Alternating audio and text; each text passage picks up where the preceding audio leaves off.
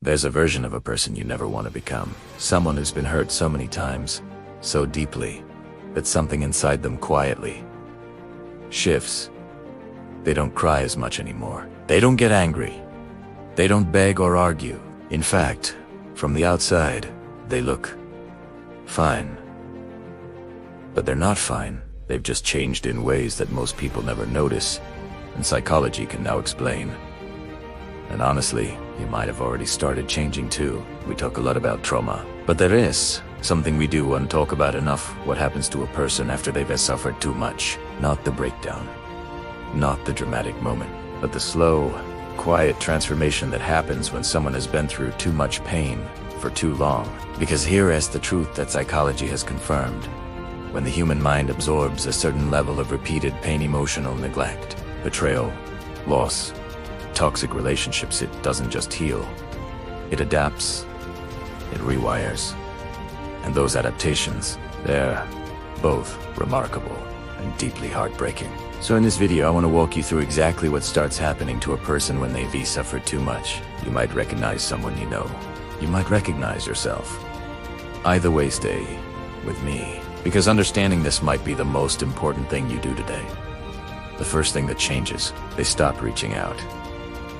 Not because they don't need help, but because they've been disappointed so many times that asking feels pointless. Maybe even humiliating. Psychologists call this learned helplessness, a concept first studied by Dr. Martin Seligman. When a person repeatedly experiences pain they can't control, the brain eventually stops trying to escape it. It's not weakness, it's an adaptation. The scary part, it happens so gradually, they don't even realize it. One day they just stop texting back, stop venting, stop expecting anything from anyone. Here's where it gets interesting and a little counterintuitive. A lot of people who've suffered deeply don't become passive. They go the opposite direction. They become fiercely, almost aggressively independent. They do everything themselves. They refuse help. They're the first to say, "I'm fine, I don't need anyone." And on the surface, it looks like strength. But underneath, it's armor. Because if you never need anyone, no one can ever let you down again. This is what attachment researchers call an avoidant adaptation, and it is one of the most common responses to repeated emotional pain. This one is subtle, but it's one of the most telling signs. People who suffer too much are often described feeling empty, not sad, not angry, just flat. They don't get excited about good news. They don't cry at movies they used to love. They look at their own life and feel almost nothing. Neuroscience has a name for this. It's called emotional blunting. When the brain is chronically flooded with cortisol, the stress hormone, it starts downregulating the emotional centers as a survival mechanism. It's essentially a circuit breaker. The mind is trying to protect you, but it overdoes it, and you end up feeling less of everything, including joy. Now, here's something fascinating. It's not all dark. People who survive significant emotional pain often develop a superpower, an almost instinctive ability to read other people's intentions. They can sense tension in a room before anyone else. They know when someone is lying, even when the lie is subtle. They pick up on energy, body language, micro-expressions. Why? Because for years, their survival depended on it. They had to learn to read the room, whether it was a volatile parent, an unpredictable partner, a toxic workplace. Pain taught them to pay attention in ways most people never have to. Let me tell you about someone. I'll call Marcus. Marcus grew up in a home where love was conditional. His parents weren't cruel, they just weren't emotionally available.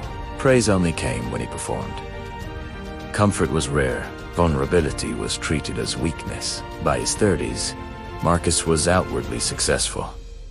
Good job, nice apartment, plenty of friends, but inside, he felt like he was watching his life through a window, like he was there, but not really present. He didn't cry at his grandfather's funeral. He didn't feel much when he got a promotion he'd worked years for. And when friends would come to him with their problems, he could offer perfect advice, calm, logical, detached, but couldn't access that same logic for his own pain. Marcus wasn't broken. He was adapted. Every single behavior made perfect sense, given what he had been through. And when he finally started therapy, the first thing his therapist told him was, Marcus, everything you did to survive, work. Now, we just need to teach you that it's safe to let some of those walls down. Before we keep going, I want to ask you something. Drop it in the comments right now.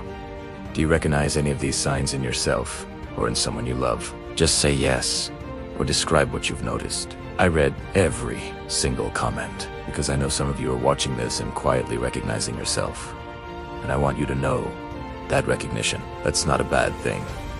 That's the beginning of something. So drop a comment right now. Tell me, do any of these signs feel familiar? You don't have to explain. Just say yes. I promise I read them. Okay. Let's keep going. This one breaks my heart every time I think about it. One of the cruelest things repeated pain does to a person is this. It makes them sabotage closeness. Right when someone good comes along, someone patient, kind, consistency, adapted mind panics. Because intimacy equals vulnerability, and vulnerability equals pain. That's the equation the nervous system has learned. So they pull away. They pick fights over nothing. They test people. They disappear. Not because they do want connection, but because their body is running a survival program that was written in a very different time. Therapists call this a trauma response cycle, and breaking it requires understanding it, not judging it. And here's the sign. I promise, the one that surprised me. People who've suffered deeply and survived often develop a quality that's incredibly rare. Genuine, unshakable composure. Not the fake everything is fine. Composa. Real composure.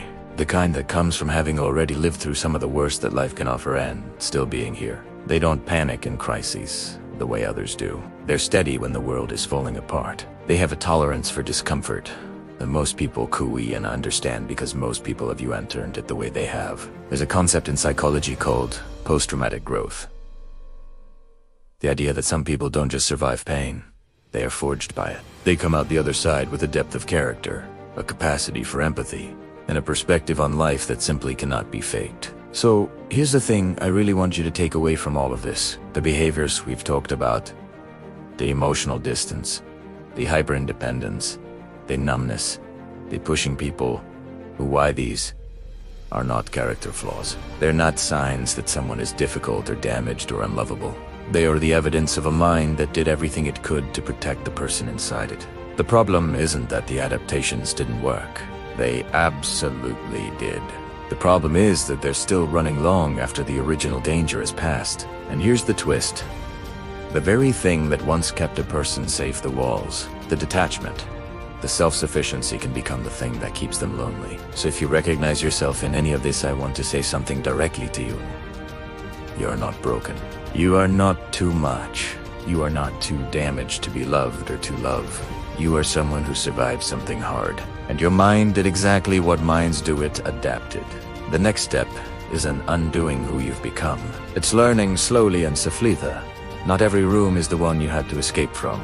If this video hit home for you, it was your story, or someone else's, share it. Sometimes the most powerful thing you can do for someone who has been through a lot is just let them know they're not alone. And this video might be that for someone in your life. And if you want to go deeper, I have videos on healing anxious attachment, how to break trauma cycles, and how to actually reconnect with your emotions after years of numbness. They're all right here on this channel. Subscribe if you're new. Hit the like button if this helped, and I'll see you in the next one.